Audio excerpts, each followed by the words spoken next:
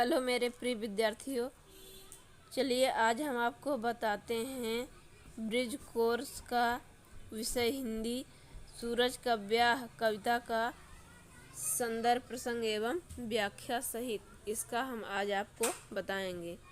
तो पहले हम इसमें देखते हैं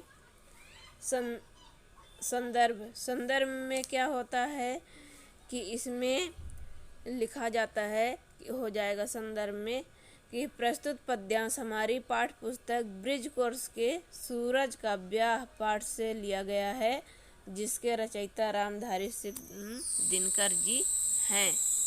ये हो जाएगा, ये हो जाता है आपका संदर्भ में।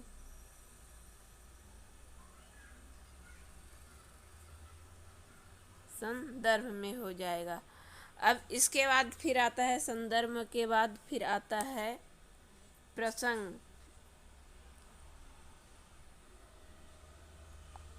फिर आता है यहाँ हम प्रसंग लिखते हैं। प्रसंग तो प्रसंग में क्या हो जाएगा कि प्रस्तुत पद्यांश में कवि जीव जंतुओं को सावधान कर रहे हैं एवं वह खुशी से फूले न समाये, वह झूठी अफवाहों में न पड़े, वह झूठी अफवाहों से एवं झूठी खुशियों से वह सावधान कर रहे हैं। फिर इसके बाद हो जाता है तीसरे में व्याख्या। यहाँ हो जाएगा फिर इसके बाद व्याख्या। तो व्याख्या में क्या लिखा जाता है? व्याख्या में वही रहता है जो कविता में या फिर जो पद्य में जो लिखा रहता है उसी का सारांश, उसी का अर्थ होता है। तो चलिए हम देखते हैं इसको यहाँ कि उड़ी एक अफवाह, सूर की शादी होने वाली है, वर के विमल मोर में मोती पिरोने वाली है। यहाँ क्या कहा जा रहा है कि एक अफवाह, झूठी मूठी एक अफवाह उड़ रही है। कि अफवाह यानी होता है, पहले अर्थ जानेंगे। अफवाह का अर्थ होता है झूठी खबरें। असुर यानी सूरज होता है। विमल का अर्थ होता है निर्मल, स्वच्छ, साफ। यहाँ पे हो जाएगा मोर। तो मोर का क्या होता है कि जो जब लड़के की शादी होती है, दूल्हा की, जो पहना जाता है जो मुकुट, उसे मोर कहते हैं। तो इस प्रकार से इसका अर्थ हो गया। अब इसका अर्थ यहाँ पे हो जाएगा कि उड़ी एक अफवाह, सूर की शादी होने वाली है, वर के विमल मोर में मोती पिरोने वाली है। तो क्या कह रहे हैं कि एक झूठी मूठी अफवाह उड़ती है। किसकी शादी होने वाली है? कि सूर्य की शादी होने वाली है। एक झूठी मूठी अफवाह फैल गई है। वर के विमल मोर में मोती पिरोने वाली है। तो जब किसी की शादी होती है तो जो वर होता है, दूल्हा होता है, वह स्वच्छ साफ सुथरा मोर पहनता है और उस मोर में मोतियां पिरोई होती हैं, एक किनारे से उसमें सजोई होती हैं। फिर यहाँ कह रहा है कि मोर करेंगे नाच, गीत कोयल सुहाग के गाएगी, लता विटप मंडप वितान से वंदनवार सजाएगी। तो क्या कह रहे हैं कि मोर, जब सूर की शादी होने वाली है, किसी की भी शादी होती है, तो क्या यहाँ कह रहा है कि मोर करेंगे नाच, मोर नाचेंगे। जो कोयल है वह गीत गाएगी, सुहाग यानी अच्छा अवसर या अच्छा समय आने पे जो गीत गाया जाता है उसे सुहाग कहा जाता है। तो यहाँ मोर नाचेंगे और गीत कोयल के सुहाग गाएगी। फिर यहाँ लता यानी होता है एक पेड़ होता है, वृक्ष होता है। विटप भी होता है वृक्ष, पेड़। और मंडप होता है जहाँ शादी ब्याह होता है, उस स्थान को मंडप कहा जाता है, शादी करने वाले स्थान को। और वितान होता है फैलाव या विस्तार यानी स्थान जिसको कहा जाता है से वंदनवार सजाएगी। इस प्रकार से जो लताएं हैं, लता पेड़ पौधे सब उसमें वंदनवार सजाएंगी, सब उसमें झूमेंगी, नाचेंगी, हिलेंगी, डुलेंगी इधर से उधर। इस प्रकार से सब उसमें खुशियाँ मनाएंगी, वह वंदना करेंगी। फिर इसके बाद है जीव जंतु भर गए खुशी से वन की पात पात, यहाँ हो जाएगा पात पात डोली। इतने में जल के भीतर से एक वृद्ध मछली बोली।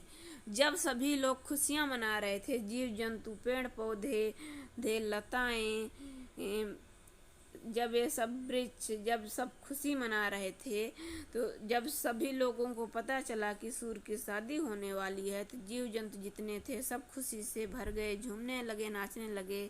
और जो वन है, जो पेड़ पौधे हैं, उनकी पात पात यानी पत्ता पत्ता सब हिलने लगा, डुलने लगा खुशी के मारे। तभी इतने में एक जल के अंदर से एक वृद्ध यानी बूढ़ी एक मछली बोलती है। क्या कहती है कि सावधान जलचरों, खुशी में सबके साथ नहीं फूलो।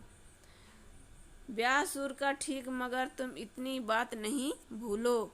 क्या कह रही है कि जलचरों किसको बोलते हैं? जल में रहने वाले जीवों को यहाँ जलचर बोला जा रहा है। जलचरों की यानी सावधान, यानी तुम सावधान हो जाओ, संभल जाओ। जलचरों जल में रहने वाले जंतु, जीव जंतु, खुशी में सबके साथ नहीं फूलो, यानी तुम लोग इतने खुशियाँ मत मनाओ। तुम लोग सब खुशी मना रहे हैं, पेड़ पौधे जो मना रहे हैं, तुम भी उसके साथ अपनी खुशी को मत बनाओ, अपना सब कुछ मत भूल जाओ। ब्याह सूर का ठीक, यानी सूर का ब्याह तो ठीक हो रहा है, मगर तुम इतनी बात नहीं भूलो। यानी सूर का ब्याह हो रहा है, अच्छी बात है, लेकिन तुम ये बात मत भूलो। कौन सी बात? कि एक सूर यहाँ हो जाएगा, यहाँ पे हो जाएगा ये सूर्य, कि एक सूर के ही मारे हम विपद कौन कम सहते हैं। विपद यानी होता है परेशानी, आपदा, कि यानी एक सूर है तो हम एक सूर से ही कौन सी कम परेशानी सह रहे हैं। एक सूर से ही इतनी परेशानी है, तो गर्मी भर सारे जलवासी छटपट करते रहते हैं।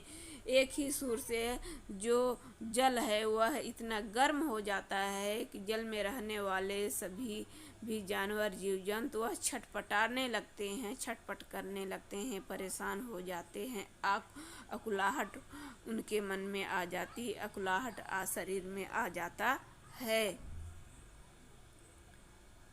अगर सूर्य ने ब्याह किए 10-5 पुत्र जन्माएगा, सोचो तब उतने सूर्यों का ताप कौन सह पाएगा।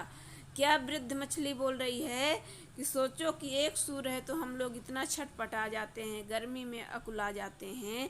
अगर सूर्य का ब्याह हो गया और वह अपने ही जैसे 10-5 पुत्र और जन्माएगा, तब सोचो कि इतने सूर्यों का ताप कौन सह पाएगा। जब हम एक सूर्य का ताप नहीं सह पा रहे हैं, तो 10-5 और सूर्य हो जाएंगे, तब कौन सह पाएगा। तब तो सब ऐसे ही मर जाएंगे। अच्छा है सूरज कंवारा है, वंशहीन अकेला है।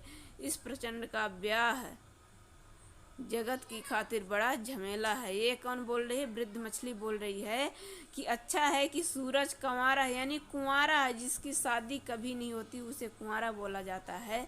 तो क्या मछली वृद्ध कह रही कि अच्छा है कि सूरज कुंवारा है, सूरज की शादी ही नहीं होती, वह वंश विहीन है, उसके कोई वंश है नहीं है, उसके सूरज की तरह एक और सूरज नहीं है, वह अकेला ही है। नहीं तो इस प्रचंड, यानी कि प्रचंड किसको बोला जाता है? जो भीषण हो, भयंकर, भीषण जो होता है, भयंकर भीषण। इस प्रचंड का ब्याह जगत यानी संसार की खातिर बहुत बड़ा झमेला हो जाता और उस सूर का कोई भी भार न सह पाता। इस प्रकार से इस कविता का अर्थ हो गया। तो ये हम आशा करते हैं कि आपको ये समझ में आया होगा और हमारे वीडियो को लाइक करें और ऐसा ही नोटिफिकेशन पाने के लिए चैनल को लाल बटन दबा के सब्सक्राइब कर लीजिए, ताकि जो भी हम वीडियो डालें तो आप तक सबसे पहले पहुँचे। और अपने दोस्तों को भी शेयर करें ताकि आपके साथ साथ वो भी पढ़ सकें। इस उम्मीद के साथ हम रखते हैं